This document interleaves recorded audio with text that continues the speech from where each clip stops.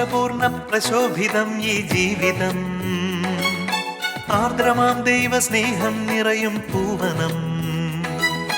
മാധുരപൂർണ്ണ പ്രശോഭിതം ഈ ജീവിതം, ആർദ്രമാം ദൈവസ്നേഹം നിറയും പൂവനം. സ്നേഹദീപനാളമായി വിളങ്ങും ധന്യജീവിതം.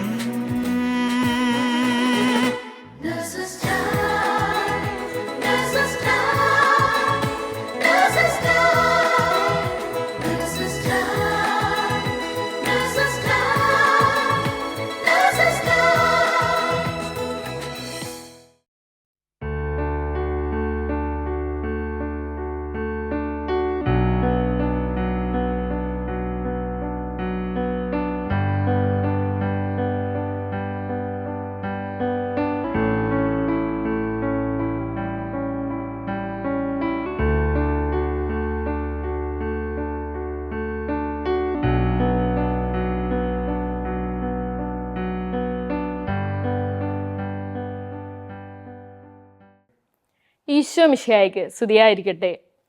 ആദിമ ക്രൈസ്തവ സഭയുടെ സ്നേഹവും ചൈതന്യവും നമ്മുടെ ജീവിതങ്ങളിൽ നിറയപ്പെടട്ടെ എന്ന പ്രാർത്ഥനയോടെ ഇന്നത്തെ നേഴ്സസ് ടൈമിലേക്ക് ഏവരെയും ഏറെ സ്നേഹത്തോടെ സ്വാഗതം ചെയ്യുന്നു. അപ്പസ്തോല പ്രവർത്തനങ്ങൾ 4-ാം അധ്യായത്തിൻ്റെ 32-ാം തിരുവചനം ഇപ്രകാരം പറയുന്നു: വിശ്വാസികളുടെ സമൂഹം ഒരു ഹൃദയവും ഒരാത്മാവുമായിരുന്നു. ആരും തങ്ങളുടെ വസ്തുക്കൾ സ്വന്തമെന്ന് അവകാശപ്പെട്ടില്ല. ഇന്ന് അജ്മാൻ നേഴ്സസ് മിനിസ്ട്രിയിൽ നിന്നുള്ള നേഴ്സുമാർ തങ്ങളുടെ അനുഭവ സാക്ഷികൾ നമ്മോട് പങ്കുവെക്കുമ്പോൾ കൂട്ടായ്മയോട് ചേർന്ന് ജീവിക്കാനായി നമുക്കും പ്രാർത്ഥിക്കാം. ഈശോ മിശിഹായ്ക്ക് സ്തുതിയായിരിക്കട്ടെ. സ്തുതിയായിരിക്കട്ടെ. കൊറോണ കാലഘട്ടത്തിൽ നമ്മൾ നഴ്സസ് മിനിസ്ട്രിയുടെ മീറ്റിംഗ് കൂടിക്കൊണ്ടിരുന്നത് ഓൺലൈൻ പ്ലാറ്റ്ഫോമിലായിരുന്നു. പക്ഷേ ഇപ്പോൾ കുറച്ച് നാളായിട്ട് നമ്മൾ ഫിസിക്കലി കൂടുന്നുണ്ട്. നമുക്ക് അങ്ങോട്ടും ഇങ്ങോട്ടും അറിയാം. നമുക്ക് പ്രേക്ഷകർക്ക് നമ്മളെ ഒന്ന് പരിചയപ്പെടുത്തി കൊടുക്കാം. എൻ്റെ പേര് ജീസ. ഞാൻ ഷാർജയിൽ നഴ്സായി വർക്ക് ചെയ്യുന്നു. നാട്ടിൽ പത്തനംതിട്ടയിലാണ്. ഞാൻ ഹസ്ബൻഡും കുഞ്ഞിനോടും ഒപ്പം അജ്മാനിൽ താമസിക്കുന്നു. എൻ്റെ പേര് സ്മിത. ഞാൻ അജ്മാനിൽ ഒരു നഴ്സിംഗ് കോളേജിൽ വർക്ക് ചെയ്യുന്നു. ഞങ്ങളുടെ നാട് ചങ്ങനാശ്ശേരിയിലാണ്. ഇവിടെ ഹസ്ബൻഡും മക്കളുമായിട്ട് താമസിക്കുന്നു. എൻ്റെ പേര് ബിൻഡ. ഞാൻ ഷാർജയിൽ നേഴ്സായി വർക്ക് ചെയ്യുന്നു. നാട്ടിൽ ആലപ്പുഴയിലാണ്. ഞാനും ഹസ്ബൻഡും 2 കുട്ടികളുമായി ഷാർജയിൽ താമസിക്കുന്നു. മത്തായി 18-ാം അധ്യായം 20-ാം വാക്യം ഇപ്രകാരം പറയുന്നു: 2-3 പേർ എൻ്റെ നാമത്തിൽ ഒരുമിച്ച് കൂടുന്നിടത്ത് അവരുടെ മധ്യേ ഞാൻ ഉണ്ടായിരിക്കുമെന്ന്. നമ്മൾ നഴ്സുമാരായിരിക്കെ നമുക്ക് കിട്ടിയിരിക്കുന്ന വലിയൊരു സൗഭാഗ്യമാണ് നഴ്സസ് മിനിസ്ട്രി എന്ന ഈ കൂട്ടായ്മ. ഈ വചനത്തിൻ്റെ അടിസ്ഥാനത്തിലാണല്ലോ നമ്മൾ പ്രാർത്ഥിച്ച് മുന്നോട്ട് പോയിക്കൊണ്ടിരിക്കുന്നത്. നമ്മളുടെ ജീവിതത്തിൽ പല സഹനങ്ങളും പ്രയാസങ്ങളും ഉണ്ടാകുമ്പോൾ ഈ ഒരു കൂട്ടായ്മ നമ്മളെ ഒത്തിരി ശക്തിപ്പെടുത്തുന്നുണ്ട്. അതെ ജീസ, നഴ്സസ് മിനിസ്ട്രി നഴ്സുമാർക്ക് കിട്ടിയൊരു വലിയ സൗഭാഗ്യമാണ്. എൻ്റെ ജീവിതത്തിൽ, എൻ്റെ പേഴ്സണൽ ലൈഫിൽ, പ്രൊഫഷണൽ ലൈഫിൽ എല്ലാം അനുദിന ജീവിതത്തിൻ്റെ എല്ലാ സാഹചര്യങ്ങളിലും ഇതിൽ നിന്ന് കിട്ടുന്ന, ഈ കൂട്ടായ്മയിൽ നിന്ന് കിട്ടുന്ന ശക്തിയും ഊർജ്ജവും അനുദിനം നയിച്ചുകൊണ്ടിരിക്കുന്നു. പല കാര്യങ്ങളിലും നല്ലൊരു തീരുമാനങ്ങളൊക്കെ എടുക്കുവാനും ഈവൻ സ്ട്രെസ്ഫുള്ളായിട്ടുള്ള മൊമെൻറ്റ്സ് പോലും നമുക്കത് ഡീൽ ചെയ്യാനും അതിനെ ഒന്ന് സമാധാനപരമായിട്ട് കൈകാര്യം ചെയ്യുവാനുമൊക്കെ ഈ കൂട്ടായ്മയിൽ നിന്ന് കിട്ടുന്ന ഒരു പ്രചോദനം അത് വളരെ അധികമാണ്. അതുപോലെ തന്നെ വചനത്തിൽ അധിഷ്ഠിതമായിട്ട് നമുക്ക് ഓരോ ആഴ്ചയിലും നമ്മുടെ ജീവിതത്തിന് ആവശ്യമായ ആ വചനത്താൽ നമ്മളെ ശക്തിപ്പെടുത്തുന്നുമുണ്ട്. എനിക്കാണെങ്കിലും ഈ കഴിഞ്ഞ ഇടകളിലൊക്കെ ജോലി മേഖലകളിൽ ഈവൻ ജോലി പോകുന്ന സാഹചര്യങ്ങൾ വരെ ഉണ്ടായിട്ടുണ്ട്. ആ സമയമൊക്കെ സമചിത്തതയോടെ നിലനിൽക്കുവാൻ ഈശോയുടെ വലിയ അനുഗ്രഹത്താൽ സാധിച്ചു. അപ്പോൾ എൻ്റെ കൂടെ ഉണ്ടായിരുന്ന എൻ്റെ കൊളീഗ്സൊക്കെ ചോദിക്കുന്നു, നീ എങ്ങനെ ഇങ്ങനെ ഈ ഒരു മൊമെൻറ്റ് കൈകാര്യം ചെയ്യുന്നുവെന്ന്. എല്ലാം ദൈവത്തിൻ്റെ വലിയ കാരുണ്യം. നമുക്ക് കിട്ടുന്ന ബോധ്യങ്ങൾ നമ്മുടെ ഉള്ളിൽ അത് തീക്ഷ്ണമായി നമ്മളെ നയിച്ചുകൊണ്ടിരിക്കുകയാണ്. ചേച്ചി പറയുന്നത് ശരിയാണ്. കാരണം എനിക്ക് നഴ്സസ് മിനിസ്ട്രി എന്ന് പറഞ്ഞാൽ നമ്മൾ ശരിക്കും പറഞ്ഞാൽ നമ്മുടെ മാതാപിതാക്കളോ ബന്ധുക്കളോ ഒന്നും നമ്മുടെ ചുറ്റിലും, നമ്മളും ജീവിത പങ്കാളിയും മക്കളും ഒരു കുടുംബം അല്ലെങ്കിൽ നമുക്ക് അടുത്ത കുറച്ച് ക്ലോസ് റിലേറ്റീവ്സ് അത്രേ ഉണ്ടാവുള്ളൂ, അല്ലെങ്കിൽ ക്ലോസ് ഫ്രണ്ട്സ് അത്രേ ഉണ്ടാവുള്ളൂ. പക്ഷേ ഈ നഴ്സസ് മിനിസ്ട്രി വന്ന പിന്നെ നമുക്ക് എന്തിനും ഒരു കൂട്ടം, ഒരു പറ്റം ആൾക്കാരുണ്ട് എന്നുള്ളൊരു തോന്നലാണ്. നമുക്ക് വേണ്ടി പ്രാർത്ഥിക്കാൻ, നമുക്കൊന്ന് സംസാരിക്കാൻ വേണ്ടി ഒരു ഇൻ്റർസെഷൻ പ്രെയർ, അതായത് നമ്മളിപ്പം പറയുന്ന പോലെ നമ്മുടെ കൂട്ടായ്മയുടെ ഒരു പവർ ഹൗസ് എന്ന് പറയുന്ന ഇൻ്റർസെഷൻ പ്രെയർ, അതുപോലെ നമുക്ക് ഒരു ആവശ്യം വന്നാൽ ഓടിച്ചെല്ലാൻ ഒരു കൂട്ടം ആളുകളുണ്ട് എന്നൊരു തോന്നൽ ശരിക്കും നമ്മുടെ ഈ കൂട്ടായ്മയിലുണ്ട്. നമുക്കിപ്പം ചേച്ചി പറഞ്ഞതുപോലെ തന്നെ നമുക്ക് എന്തെങ്കിലും ഒരു വിഷമമായിട്ട് നമ്മൾ വരുവാണ് നമ്മുടെ കൂട്ടായ്മയിലെ പ്രെയറിന്, തീർച്ചയായും നമുക്ക് അവിടെ നിന്ന് കിട്ടുന്ന ഒരു വേർഡ് ഓഫ് ഗോഡ് ആയിരിക്കും, അല്ലെങ്കിൽ അവിടെ നിന്ന് കിട്ടുന്ന ഒരു പ്രെയർ ആയിരിക്കും, ഒരു മെസ്സേജ് ആയിരിക്കും. നമുക്ക് തീർച്ചയായും അതൊരു ആൻസർ കിട്ടി നമ്മൾ തിരിച്ചു പോകാറുള്ളൂ അല്ലേ പ്രെയർ കഴിയുമ്പോൾ. ചേച്ചി പറഞ്ഞത് വളരെ ശരിയാണ്. നമ്മൾ എന്തൊരു സാഹചര്യം നമ്മുടെ ജീവിതത്തിൽ എന്തൊരു പ്രശ്നം ഉണ്ടായാലും ഓടിപ്പോയി പറയാൻ, നാട്ടിലാണെങ്കിൽ നമുക്ക് നമ്മളുടെ വീട്ടുകാരോടോ ബന്ധുക്കളോടോ പറയാം. പക്ഷേങ്കിൽ ഇവിടെ നമ്മൾ ഫോൺ എടുത്ത് വിളിക്കുന്നത് നഴ്സസ് മിനിസ്ട്രിയിലെ ചേച്ചിമാരെ ആയിരിക്കും. എൻ്റെ ഒരു കാര്യം പറയുകയാണെങ്കിൽ അവരോട് വിളിച്ച കാര്യമൊന്ന് പറഞ്ഞു കഴിയുമ്പോൾ എനിക്കൊരു പൂർണ്ണ ബോധ്യമാണ് എനിക്ക് വേണ്ടി പ്രാർത്ഥിക്കാൻ എൻ്റെ ചുറ്റും കുറച്ച് ആൾക്കാരുണ്ട് എന്ന്. അവർക്ക് നമ്മളെ കൂടുതലായിട്ട് മനസ്സിലാക്കാൻ സാധിക്കും. നമ്മുടെ ഈ പ്രൊഫഷനിലും കുടുംബജീവിതത്തിലും അവർക്ക് നമ്മളെ കൂടുതൽ നമ്മുടെ ഏത് അവസ്ഥയിലാണോ അത് അവസ്ഥ മനസ്സിലാക്കാൻ കൂടുതൽ പറ്റാറുണ്ട് അവർക്ക്. ഉറപ്പായും.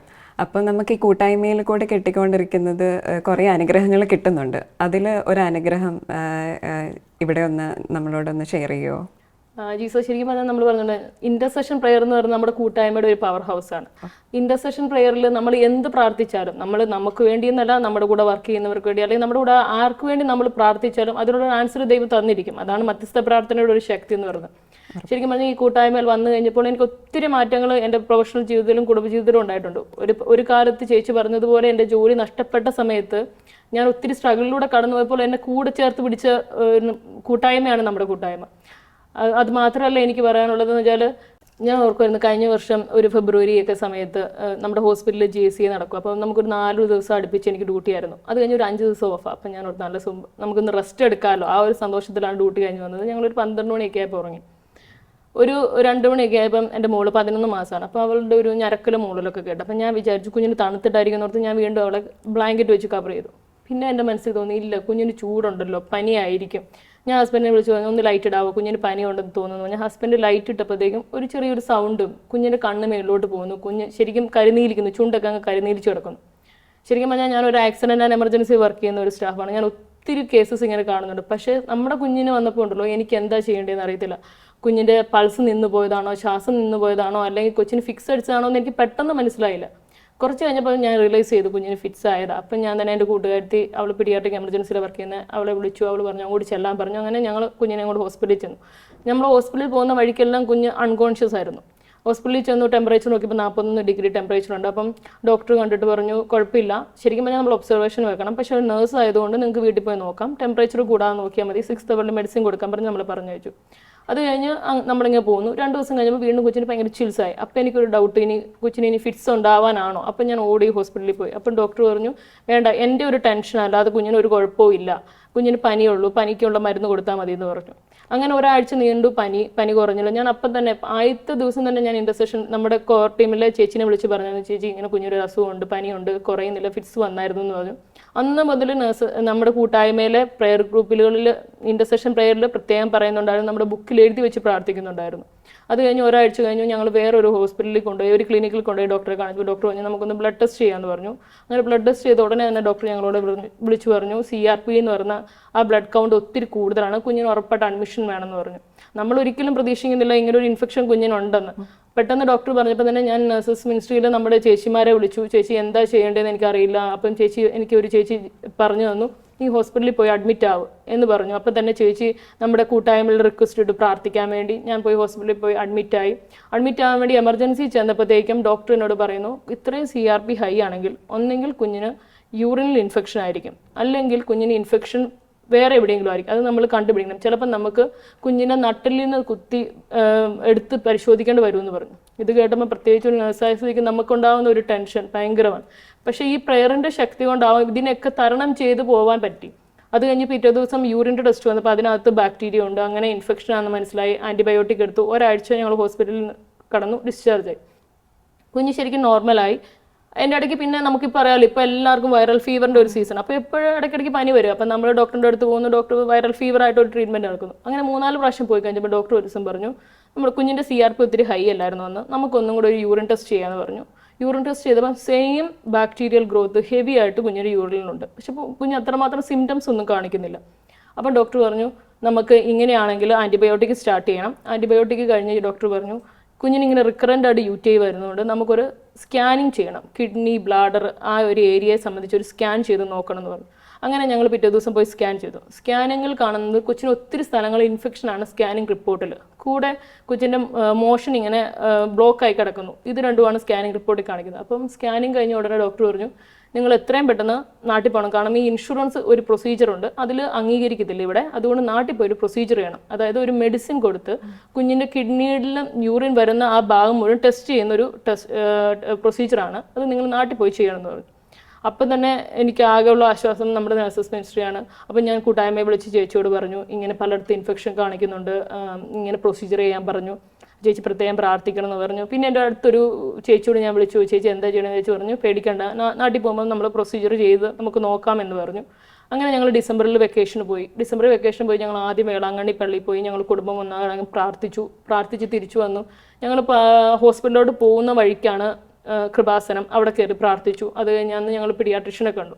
പീഡിയാട്രിഷ്യൻ പറഞ്ഞു, ശരിക്കും പറഞ്ഞാൽ നല്ലൊരു ഹെവി ഗ്രോത്താണ്. നമ്മുടെ ഹോസ്പിറ്റലുകൾ, നമ്മുടെ നാട്ടിലെ ഹോസ്പിറ്റലിലൊക്കെയാണ് അങ്ങനെയുള്ള ഒരു രോഗിനെ അവർ ഐസൊലേറ്റ് ചെയ്യും, അത്ര ഒരു ഹെവി ഗ്രോത്ത് ബാക്ടീരിയ ആണ്. അപ്പം ഡോക്ടർ പറഞ്ഞു നമ്മൾ ഉറപ്പായിട്ടും യൂറോളജിസ്റ്റ്, പീഡിയാട്രിക് യൂറോളജിസ്റ്റിനെ കാണിക്കണം എന്ന് പറഞ്ഞു.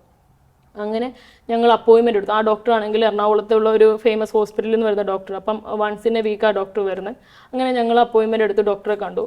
ഡോക്ടറിനെ കാണാൻ ഞാൻ റൂമിൽ കയറിയപ്പോഴത്തേക്കും ഹസ്ബൻഡിന് ഒരു കോൾ വന്ന് ഹസ്ബൻഡ് പുറത്തോട്ട് ഇറങ്ങിപ്പോയി. ഡോക്ടർ എന്നോട് ചോദിച്ചു, നേഴ്സല്ലേ? ഞാൻ പറഞ്ഞു അതെ. അപ്പോൾ ഡോക്ടർ എന്നോട് പറഞ്ഞു, കുഞ്ഞിന് ഹെവി ഗ്രോത്ത് ഉണ്ട്. ഈ ചെറുപ്രായത്തിൽ ഇത്രയും ഗ്രോത്തും ഇത്രയും വലിയൊരു ബാക്ടീരിയനെയും അങ്ങനെ റെയർ ആയിട്ടാണ് കാണുന്നത്. കുഞ്ഞിൻ്റെ ഈ ഒരു കണ്ടീഷനിൽ നമുക്ക് ഈ ഒരു പ്രൊസീജിയർ ചെയ്യണം. അതായത് കുഞ്ഞിൻ്റെ യൂറിൻ തിരിച്ച് കിഡ്നിയിലേക്ക് പോകുന്നുണ്ടോ എന്ന് നോക്കണം. അങ്ങനെ പോകുന്നുണ്ടെങ്കിൽ if the result is positive result ആണെങ്കിൽ കുഞ്ഞിന് ഒരു 20 വയസ്സ് കഴിയുമ്പോൾ ഡയാലിസിസ് ചെയ്യേണ്ടി വരുമെന്ന് പറഞ്ഞു.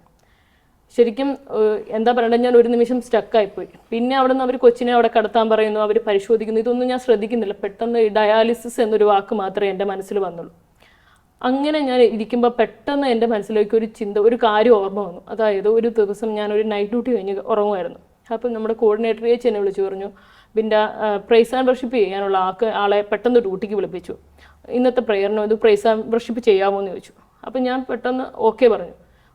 ചേച്ചി ഫോൺ വെച്ച് കഴിഞ്ഞപ്പം പെട്ടെന്ന് ഞാൻ ഓർത്ത്, കർത്താവേ ഞാൻ പ്രിപ്പയർ അല്ലല്ലോ, എനിക്കങ്ങനെ വേർഡ് ഓഫ് ഗോഡ് ഒന്നും പറയാൻ അറിയത്തില്ല, ഞാൻ എന്ത് ചെയ്യും, എന്നാൽ ഞാൻ പ്രാർത്ഥിച്ച് ഒരുങ്ങാം എന്നൊക്കെ ഓർത്ത് ഞാൻ ഫ്രഷപ്പ് ആയി വന്നപ്പോൾ ചേച്ചി വീണ്ടും വിളിച്ച് പറഞ്ഞു, വേണ്ട, പ്രൈസ് ആൻഡ് വർഷിപ്പിന് വേറെ ആളെ കിട്ടിയെന്ന് പറഞ്ഞു.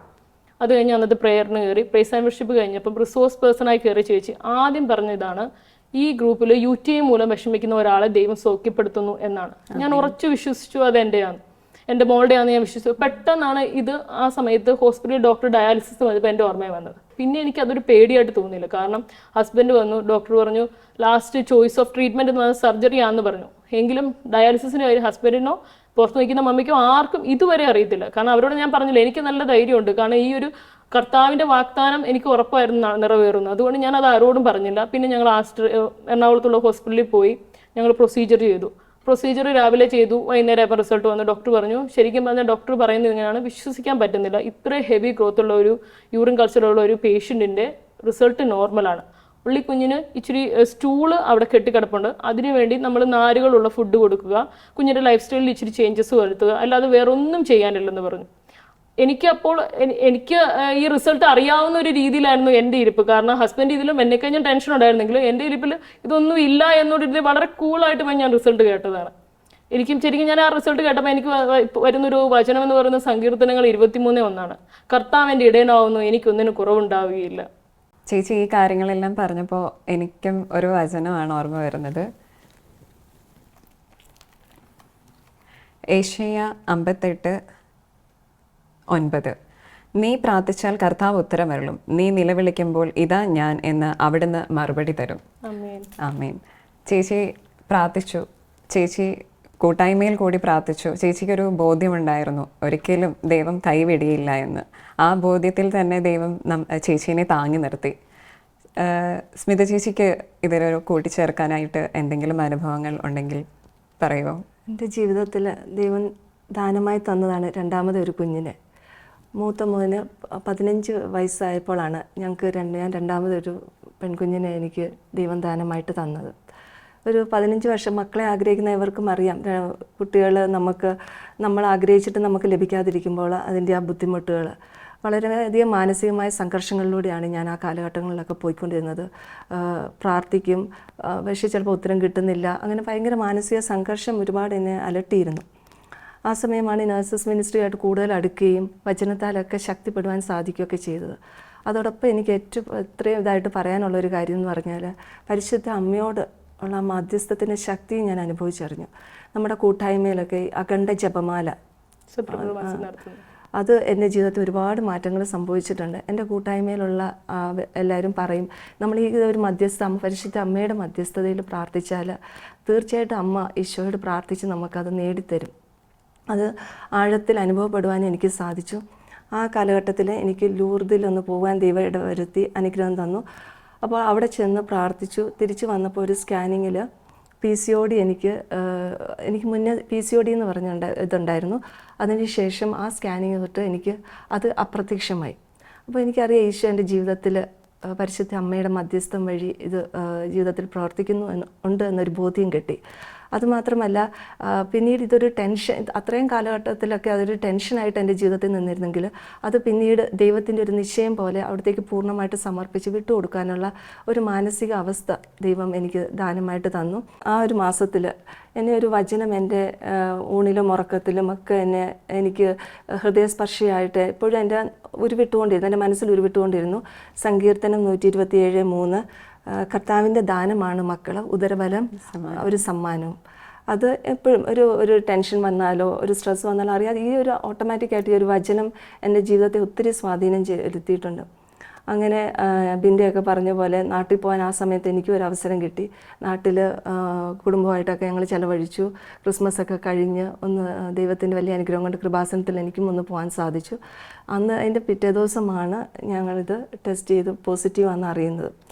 അതൊരു തികച്ചും അപ്രതീക്ഷിതമായ, കാരണം പ്രതീക്ഷകളെല്ലാം നഷ്ടപ്പെട്ടു, 15 വർഷത്തെ ഗ്യാപ്പ്. അപ്പോൾ ഇതിലൊക്കെ നമ്മളെ ദൈവത്തിൻ്റെ ആ ഒരു കരസ്പർശം, എല്ലാവരും കൂട്ടായ്മയിലാണ് എപ്പോഴും എല്ലാവരും പ്രാർത്ഥിക്കുമ്പോൾ നമ്മൾ ചോദിക്കാതെ തന്നെ നമ്മുടെ നിയോഗം വെച്ച് നമ്മുടെ കൂട്ടായ്മയിൽ പ്രാർത്ഥിക്കുമായിരുന്നു. ഓരോ കൂട്ടായ്മയിൽ പേരെടുത്ത് അവർ പ്രാർത്ഥിക്കുമായിരുന്നു. അത് മാതാവിൻ്റെ മധ്യസ്ഥയാൽ പ്രാർത്ഥിച്ചാൽ അതിനൊരു ഫലമുണ്ട് എന്ന് അവർ ഉറപ്പിച്ച് കൂട്ടായ്മ പൂർണ്ണമായിട്ട് വിശ്വസിച്ച് എനിക്ക് വേണ്ടി പ്രാർത്ഥിച്ചിട്ടുണ്ട്.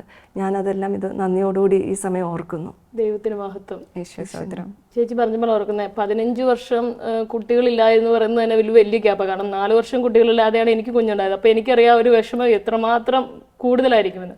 എങ്കിലും ചേച്ചി നിരാശയിൽ പോകാതെ ഈ കൂട്ടായ്മയോട് ചേർന്ന് പ്രത്യാശയിൽ മുന്നേറാൻ ദൈവം വലിയൊരു കൃപ തന്ന് അനുഗ്രഹിച്ചു.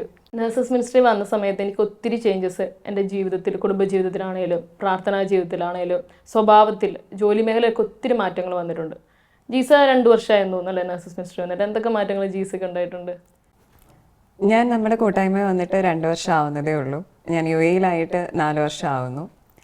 എൻ്റെ ഒരു കാര്യം എന്ന് പറയുന്നത്, കൂട്ടായ്മയിലായിരുന്നു പ്രാർത്ഥിക്കുമ്പോൾ എനിക്ക് തോന്നിയിട്ടുണ്ട് ഞാൻ ദൈവത്തോട് കൂടുതൽ അടുക്കുന്നു എന്ന്. നമുക്ക് പേഴ്സണൽ പ്രെയർ ഉണ്ട്, അതുപോലെ വിശുദ്ധ കുർബാന, അല്ലാതെ കുമ്പസാരം, ആ കൂദാശകളിലൂടെ എല്ലാം പോകുന്നുമുണ്ട്. പക്ഷേ കൂട്ടായ്മയിലുള്ള പ്രാർത്ഥന കൂടുതൽ ദൈവത്തോട് അടുപ്പിക്കുന്നു. അത് നമ്മൾ ചില ജീവിത സാഹചര്യങ്ങൾ കാരണം പലപ്പോഴും താഴ്ന്നു പോകാറുണ്ട്. ആത്മീയ മന്ദത അങ്ങനെയൊക്കെ ചില സമയങ്ങളിൽ വരാറുണ്ട്. പക്ഷെ അവിടെയൊക്കെ എൻ്റെ ഇവിടെ ആയിരുന്നതിന് മുന്നേ പല സ്ഥലങ്ങളിലായിരുന്ന ഇടങ്ങളിലെല്ലാം പല കൂട്ടായ്മകൾ ആയിരുന്ന കണ്ടാണ് ഞാൻ ആത്മീയമായി ഉയർന്നുകൊണ്ടിരുന്നത്. ഇവിടെ വന്നതിന് ശേഷം നഴ്സസ് മിനിസ്ട്രിയാണ് എന്നെ അതിന് ഹെൽപ്പ് ചെയ്തുകൊണ്ടിരുന്നത്. ആ സമയത്ത് എനിക്ക് ജോലിയില്ലായിരുന്നു. എനിക്ക് എപ്പോഴും എന്ത് വേക്കൻസി കിട്ടിയാലും വേക്കൻസിയുടെ മെസ്സേജസ് ചേച്ചിമാരൊക്കെ എനിക്ക് അയച്ചു തരുന്നുണ്ടായിരുന്നു. അങ്ങനെ ഇവിടെ ഒരു ഹോസ്പിറ്റലിൽ എന്നെ ഇൻ്റർവ്യൂവിന് വിളിച്ചു. 2 ദിവസം മുമ്പ് തൊട്ടേ ഞാൻ അതിനു വേണ്ടി പ്രിപ്പയർ ചെയ്തു തുടങ്ങി. എനിക്ക് വേണ്ടി ഉപവാസം എടുത്ത് വരെ നമ്മുടെ കൂട്ടായ്മയിൽ നിന്ന് ചേച്ചിമാർ പ്രാർത്ഥിക്കുന്നുണ്ടായിരുന്നു. അത് ഭയങ്കര ഒരു ശക്തിയായിരുന്നു. കാരണം എനിക്ക് ഒരു ബോധ്യമായിരുന്നു എൻ്റെ ചുറ്റിനും പ്രാർത്ഥിക്കുന്ന വലിയൊരു കൂട്ടായ്മ ഉണ്ടെന്നുള്ളത്. എനിക്ക് വേണ്ടി എന്തൊരു കാര്യം ഉണ്ടെങ്കിലും വിളിച്ച് പറയാനും, ഇപ്പം പഠിക്കുന്ന കാര്യത്തിൽ ഒരു സംശയം ചോദിക്കാനാരും അവർ നഴ്സുമാരാണല്ലോ, അപ്പോൾ എന്ത് കാര്യങ്ങൾക്ക് വേണമെങ്കിലും അവരെനിക്ക് ഇന്നതായിരിക്കും ചോദിക്കുന്നതെന്ന് പറഞ്ഞ മെസ്സേജുകളൊക്കെ അയച്ചു തരുന്നുണ്ടായിരുന്നു. അങ്ങനെ ഞാൻ പോയി. ഇൻ്റർവ്യൂ എന്ന് പറഞ്ഞാൽ എല്ലാവരുടെയും ജീവിതത്തിൽ അതൊരു വലിയൊരു ടാസ്ക് ആണല്ലോ, ടെൻഷൻ ഉണ്ടായിരിക്കും. അപ്പം ഇവിടെ പാനൽ ഇൻ്റർവ്യൂ ആയിരുന്നു. അത് കേട്ട് കഴിഞ്ഞപ്പോൾ തന്നെ അവിടെ നിന്നിട്ട് എൻ്റെ പാതിയും ബോധവും പോയി. ആ ഇൻ്റർവ്യൂ എടുക്കുന്ന റൂമിൻ്റെ ഫ്രണ്ടിൽ കൂടെയാണ് ഞാൻ നടന്നു വന്നത്. ഞാൻ കണ്ടു അവിടെ 6 പേരുണ്ടായിരുന്നു. ഞാൻ കയറാൻ ചെന്നപ്പോഴത്തേക്ക് പിന്നെ ഒരാളും കൂടെ അതിനകത്തോട്ട് കയറിപ്പോയിരുന്നു. അപ്പോഴത്തേക്ക് എനിക്ക് നല്ല ടെൻഷനായി. പക്ഷേ ആ റൂമിലോട്ട് ഞാൻ കയറി ചെന്നപ്പോൾ തൊട്ട് ഞാൻ ഇത്രയും നാൾ ആ ഒരു ടെൻഷനൊന്നും എനിക്കില്ല. ഞാൻ അവിടെ കയറിയിരുന്നു. ഞാൻ പഠിച്ച ക്വസ്റ്റ്യൻ ഇല്ലാതെ ഒരു ക്വസ്റ്റ്യൻ പോലും എന്നോട് ചോദിച്ചിട്ടില്ല. ഞാൻ ഉത്തരം പറയുന്നു, അവരെനിക്ക് വെരി ഗുഡ് പറയണു. അങ്ങനെ എന്നാൽ ചില ക്വസ്റ്റ്യൻസ് ആൻസർ പറഞ്ഞിട്ടില്ല. അങ്ങനെ ഒരു ഇൻ്റർവ്യൂ ആയിരുന്നു. ഒരു 10-15 മിനിറ്റ് മേലെ ഇപ്പം എനിക്കറിയാത്ത ക്വസ്റ്റ്യൻസിന് അങ്ങനെ വരുമ്പോഴത്തേക്ക് അവരെന്നെ കൊണ്ട് അത് എങ്ങനെയെങ്കിലും പറയിപ്പിക്കും. അപ്പോൾ അവരെല്ലാവരും ചിരിച്ച മുഖത്തോടു കൂടി എനിക്ക് വലിയൊരു ഇനി ഇങ്ങനെ ഒരു ഇൻ്റർവ്യൂ എനിക്ക് കിട്ടുമോ എൻ്റെ ജീവിതത്തിൽ നിന്ന് അറിയില്ല. അങ്ങനെ ഒരു ഇൻ്റർവ്യൂ കഴിഞ്ഞു വന്നു. ഞാൻ ആദ്യമേ വിളിച്ചത് മുഴുവനും ചേച്ചിമാരെയാണ്. ഇൻ്റർവ്യൂ കഴിഞ്ഞു, നല്ല ഇൻ്റർവ്യൂ ആയിരുന്നു, ഭയങ്കര കോൺഫിഡൻസ് ആയിരുന്നു. പക്ഷേ 2 ദിവസം കഴിഞ്ഞിട്ട് ഞാൻ അവരെ വിളിച്ചു. എനിക്ക് ഞാൻ ആ ഇൻ്റർവ്യൂവിൽ പാസ്സായില്ല. അപ്പോൾ എൻ്റെ ഹസ്ബൻഡും എന്നോട് പറഞ്ഞൊരു കാര്യം ഉണ്ടായിരുന്നു, നിനക്ക് വേണ്ടിയിട്ട് പ്രാർത്ഥിക്കാൻ ഒത്തിരി പേരുണ്ടായിരുന്നു, വീട്ടുകാരല്ലാതെ പ്രാർത്ഥനയിലുള്ള നമ്മുടെ കൂട്ടായ്മയിലുള്ള ആൾക്കാരെല്ലാവരും പ്രാർത്ഥിച്ചിട്ടുണ്ട്. ഇത് നിനക്ക് കിട്ടിയില്ലെങ്കിൽ അത് എനിക്ക് ദൈവം തീരുമാനിച്ചു വെച്ചിരിക്കുന്ന ഒരു കാര്യമല്ല, ദൈവം ഇതിലും എന്തോ നല്ലത് നിനക്ക് വേണ്ടി മാറ്റി വെച്ചിട്ടുണ്ട്. അങ്ങനെ ഒരു കാര്യം അച്ഛൻ പറഞ്ഞിട്ടുണ്ടായിരുന്നു ആ ദിവസം തന്നെ, ഇൻ്റർവ്യൂ കഴിഞ്ഞ ദിവസം തന്നെ. എനിക്കത് കേട്ടു, മാനുഷികമായി വിഷമം തോന്നി. പക്ഷേ ഇങ്ങനൊരു കാര്യമായിരുന്നു, ഇത് ദൈവം തീരുമാനിച്ചു വെച്ചിരുന്നതല്ല, അതുകൊണ്ടാണ് എനിക്കത് കിട്ടാഞ്ഞതെന്ന്. പക്ഷെ 3 മാസത്തിന് ശേഷം എനിക്കൊരു ഹോസ്പിറ്റലിൽ ജോലി കിട്ടി. അപ്പം അതിൽ ഞാൻ ദൈവത്തെ സ്തുതിക്കുന്നു. ഇതായിരുന്നു എനിക്ക് കിട്ടിയ ഒരനുഭവം നമ്മുടെ കൂട്ടായ്മയിലൂടെ. ജീസസ് ഈ ടെസ്റ്റിമോണി പറയുമ്പോൾ ഞാൻ ഓർക്കുമായിരുന്നു, ശരിക്കും പറഞ്ഞാൽ ദാവീദ് ഗോലിയാത്ത് എന്ന് പറഞ്ഞാൽ പ്രബലനായ ആളുടെ മുമ്പിൽ പോയി നിന്ന് ദാവീദ് യുദ്ധം ചെയ്തതുപോലെ ഒരു വലിയ പാനലിന്റെ മുമ്പിൽ പോയി ഇന്റർവ്യൂ അറ്റൻഡ് ചെയ്യാനുള്ള ഒരു ധൈര്യം എന്ന് പറഞ്ഞാൽ നമുക്ക് പ്രാർത്ഥനയിലൂടെ, നമ്മുടെ കൂട്ടായ്മയിലുള്ള ഒരു പ്രാർത്ഥനയിലൂടെ നമുക്ക് കിട്ടിയതാണ്. ഇതോടൊപ്പം തന്നെ എനിക്കും കൂട്ടിച്ചേർക്കാൻ ഒരു വചനം മനസ്സിൽ വരുന്നു, റോമ 9:16. മനുഷ്യന്റെ ആഗ്രഹമോ പ്രയത്നമോ അല്ല, ദൈവത്തിന്റെ ദയയാണ് എല്ലാത്തിൻ്റെയും അടിസ്ഥാനം. നമുക്ക് വേണ്ടിയിട്ടൊക്കെ ഒരു കാര്യം തീരുമാനിച്ചു വെച്ചിട്ടുണ്ടായിരിക്കും ഒരു സ്ഥലത്ത്, അതേ നമ്മളെ തേടിയെത്തുള്ളൂ. ദൈവത്തിന്റെ ആ കാരുണ്യം നമ്മളെ നയിക്കുന്നു. അതുകൊണ്ടാണ് അത് ജീസയ്ക്ക് അത് സമചിത്തയോടെ അതിനെ അക്സെപ്റ്റ് ചെയ്യാൻ സാധിച്ചതും ഉടനടി അത് ദൈവം അടുത്തൊരു ജോലി തരികയും ചെയ്തു. അതന്നെ. തീർച്ചയായും ഈ കൂട്ടായ്മയിൽ നിന്ന് കിട്ടുന്ന നമുക്ക് ചില ബോധ്യങ്ങൾ, അതൊക്കെ ദൈവം അറിയാതെ നമ്മുടെ ജീവിതത്തിൽ ഒന്നും സംഭവിക്കില്ല എന്നും, നമ്മൾ ദൈവത്തിന് യെസ് ലോഡ് എന്ന് പറഞ്ഞ് നമ്മളൊരു ഉത്തരം കൊടുക്കുമ്പോൾ ദൈവം നമുക്ക് അതിലും വലിയ വിരുന്നുകൾ, അതിലും വലിയ ഗിഫ്റ്റുകൾ നമുക്കായി ഒരുക്കി വെച്ചിരിക്കുന്നു എന്നൊക്കെ നമ്മുടെ അനുഭവങ്ങൾ, നമ്മൾ പലരുടെ അനുഭവങ്ങൾ, സാക്ഷ്യങ്ങൾ കേൾക്കാറുണ്ട്. ഇതിൽ നിന്ന് കിട്ടുന്ന നമുക്കൊരു വലിയ ബോധ്യമാണ് ഇതൊക്കെ. ഇവിടെ എനിക്ക് ഒരു കാര്യം ഓർമ്മ വരുന്നത്, പോപ്പ് ഫ്രാൻസിസ് ഒരു കാര്യം പറഞ്ഞിട്ടുണ്ടായിരുന്നു, നമ്മൾ കൂട്ടായ്മയിൽ കൂടി പ്രാർത്ഥിക്കുമ്പോൾ നമുക്ക് മറ്റുള്ളവരെ അറിയാൻ പറ്റും. നമ്മൾ വിചാരിക്കും നമ്മുടെ സങ്കടങ്ങളാണ് ഏറ്റവും വലുതെന്ന്. ഇപ്പം നമ്മൾ പങ്കുവെച്ചതിൽ നമുക്ക് മനസ്സിലായി പലർക്കും പല പല കാര്യങ്ങളുണ്ട്. ഒരു കൂട്ടായ്മയിൽ പോയി പ്രാർത്ഥിക്കുമ്പോഴാണ് ഓരോരുത്തരുടെ കാര്യങ്ങൾ എന്താണെന്ന് നമ്മൾ അറിയുന്നത്. നമ്മൾ സഹിക്കുന്നത് അതിൽ എന്തോ ചെറുതാണെന്ന് നമുക്ക് മനസ്സിലാക്കാൻ പറ്റുന്നതും. അപ്പം എപ്പോഴും ഒരു കൂട്ടായ്മയിലായിരിക്കുക, അത് നമ്മളുടെ ആത്മീയമായ ജീവിതത്തിലും നമ്മളുടെ ഏതെല്ലാം സാഹചര്യങ്ങളിലൂടെ കടന്നു പോവോ അതിൽ ശക്തിപ്പെടുത്താൻ നമ്മളെ കൂട്ടായ്മകൾ എപ്പോഴും സഹായിക്കും. നമ്മുടെ കൂട്ടായ്മയിലൂടെ നമുക്ക് വളരെയധികം ബോധ്യങ്ങൾ ലഭിക്കാറുണ്ട്. എനിക്കും ഒരു കൂട്ടായ്മയിലൂടെ എനിക്ക് ലഭിച്ച ഒരു ബോധ്യമായിരുന്നു, രക്തത്തിലാണ് ജീവൻ അടങ്ങിയിരിക്കുന്നത്. ലേവ്യരുടെ പുസ്തകം 17-ാം അധ്യായത്തിൽ പ്രകാരം പ്രതിപാദിക്കുന്നുണ്ട്. അതിനുശേഷം വിശുദ്ധ കുർബാന സംബന്ധിക്കുമ്പോൾ ഈശോയുടെ തിരുരക്തവും തിരുശരീരവും നമ്മൾ സ്വീകരിക്കുന്ന ആ സമയത്ത് ഈശോയുടെ രക്തം നമുക്ക് ജീവൻ നൽകുന്നു, അല്ലെങ്കിൽ അവിടുത്തെ ജീവനാണ് നമ്മുടെ ഉള്ളിലേക്ക് വരുന്നത്. അതെൻ്റെ കുറവുകളെ, എൻ്റെ സങ്കടങ്ങളെ, എൻ്റെ നിരാശകളെ എല്ലാം ഇല്ലാതാക്കുമെന്നും, അപ്പോൾ എനിക്ക് ആ കരഞ്ഞുകൊണ്ട് ആ വിശുദ്ധ കുർബാന സ്വീകരിക്കുവാനും ഒക്കെ ഒരു വലിയ കൃപയും ഒരു ബോധ്യവും എനിക്ക് ലഭിച്ചു. എനിക്കിപ്പോൾ ചേച്ചി പറഞ്ഞപ്പോൾ എനിക്ക് തോന്നുന്ന ഒരു കാര്യം, നമ്മൾ ഫോളോ ചെയ്യുന്നത് ഈശോയാണ്. അപ്പോൾ ഈശോയുടെ ജീവിതം തന്നെ എടുത്ത് നോക്കിക്കഴിഞ്ഞിട്ടുണ്ടെങ്കിൽ അവിടെ ഈശോ ഒരു പേഴ്സണൽ പ്രെയർ നടത്തുന്നുണ്ട്, കൂട്ടായ്മയിൽ കൂടിയിരുന്ന് പ്രാർത്ഥിക്കുന്നുണ്ട്, ജനക്കൂട്ടത്തിൻ്റെ അടുത്ത് പോയി നിന്നിട്ട് വചനം പ്രഘോഷിക്കുന്നുണ്ട്. അപ്പോൾ ആ ഒരു കൂട്ടായ്മയിൽ കൂടി പ്രാർത്ഥിക്കാൻ വേണ്ടി യേശു വിളിച്ചത് 12 സ്ലീഹന്മാരെയായിരുന്നു. അപ്പോൾ ഈ ഒരു കൂട്ടായ്മയിലൂടെ നമ്മളും വിളിക്കപ്പെട്ടവരാണ്. അപ്പോൾ യേശുവിന് നമ്മളിലൂടെ എന്തൊക്കെയോ ചെയ്ത് തീർക്കാനുണ്ട്. ആ ഒരു വിളി കേട്ട് നമുക്ക് ലോഡ് പറഞ്ഞ് മുന്നോട്ട് പോവാം. ഈ കൂട്ടായ്മയിലൂടെ നമ്മുടെ കൂടെയുള്ള ഹൃദയം തകർന്ന നമ്മുടെ നഴ്സുമാർ, നമുക്കറിയാവുന്നവർ എല്ലാം നമുക്ക് കൈപിടിച്ച് മുന്നേറാം. നമുക്ക് ഒരുമിച്ച് ഒരേ ഹൃദയത്തോടെ പ്രാർത്ഥിച്ച് നമ്മുടെ ഈശോയെ നമുക്ക് ഫോക്കസ് ചെയ്ത് ഈശോയ്ക്ക് വേണ്ടി ജീവിക്കുന്നവരായി നമുക്ക് മാറാൻ സാധിക്കട്ടെ. ആമേൻ. ജീസസ് നാട്ടിൽ കൊയറിലൊക്കെ ഉള്ള ഒരാളല്ലേ, ഞങ്ങൾക്ക് വേണ്ടി ഒരു പാട്ട് പാടാൻ പറ്റുമോ? എനിക്കായി കുരിശിൽ മരിച്ച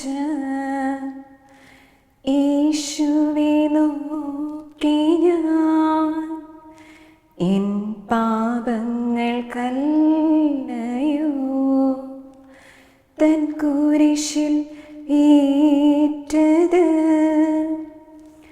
എനിക്കായി കുരിശിൽ മരിച്ച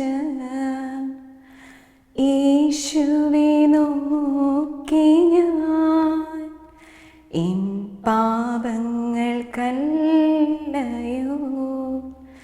തൻ കുരിശിൽ ഏറ്റത്. കൂട്ടായ്മയോട് ചേർന്നുള്ള ജീവിതത്തിലൂടെ ദൈവം നമ്മുടെ ജീവിതത്തിൽ ചൊരിഞ്ഞ എല്ലാ അനുഗ്രഹങ്ങളെയും ഓർത്ത് നമുക്ക് അവിടത്തോട് നന്ദി പറയാം. 2-3 പേർ എൻ്റെ നാമത്തിൽ ഒന്നിച്ചു കൂടുന്നിടത്ത് അവരുടെ മധ്യേ ഞാൻ ഉണ്ടായിരിക്കുമെന്ന് ഈശോ പറഞ്ഞ വചനത്തിൽ ഉറച്ചു വിശ്വസിച്ചുകൊണ്ട് ഒരേ ഹൃദയത്തോടെ നാം ഒരുമിച്ച് കൂടി പ്രാർത്ഥിക്കുമ്പോൾ തകർന്ന അനേകരെ വിശ്വാസത്തിലേക്ക് നയിക്കാൻ നമുക്ക് സാധിക്കട്ടെ. അതിനുള്ള കൃപയ്ക്കായി ലോകമെമ്പാടുമുള്ള എല്ലാ നഴ്സുമാരെയും അവരുടെ കുടുംബങ്ങളെയും പരിശുദ്ധ അമ്മയുടെ വിമല ഹൃദയം വഴി ഈശോയ്ക്ക് സമർപ്പിച്ചുകൊണ്ട് നമുക്ക് പ്രാർത്ഥിക്കാം. ഓരോ നഴ്സും ഒരു വിശുദ്ധനായി തീരട്ടെ, ഒരു വിശുദ്ധയായി തീരട്ടെ. ആമേൻ. ദൈവമാതാവും ഞങ്ങളുടെ അമ്മയുമായ കന്യകാമറിയമേ, ഫാത്തിമാനാഥേ, എന്നെയും എൻ്റെ കുടുംബത്തെയും തിരുസഭയെയും മാനവകുലത്തെയും ലോകമെമ്പാടുമുള്ള നേഴ്സുമാരെയും അങ്ങേ വിമല ഹൃദയത്തിന് പ്രതിഷ്ഠിക്കുന്നു. അങ്ങേ ശക്തിയുള്ള സംരക്ഷണത്തിൽ ഞങ്ങളെ കാത്തുകൊള്ളണമേ. ആത്മീയവും ശാരീരികവുമായ സകല അപകടങ്ങളിലും ക്ലേശങ്ങളിലും നിന്ന് ഞങ്ങളെ രക്ഷിച്ചു കൊള്ളണമേ. എല്ലാറ്റിലും ദൈവേഷ്ടം കണ്ടെത്തി നിറവേറ്റുവാനും യേശുവിൻ്റെ തിരുഹൃദയത്തിന് പ്രീതികരമായ വിധത്തിൽ ജീവിച്ച് സ്വർഗഭാഗ്യത്തിൽ എത്തിച്ചേരുവാനും കാരുണ്യനാഥേ, ഞങ്ങളുടെ സ്നേഹമുള്ള അമ്മേ, ഞങ്ങളെ സഹായിക്കണമേ. ആമേൻ.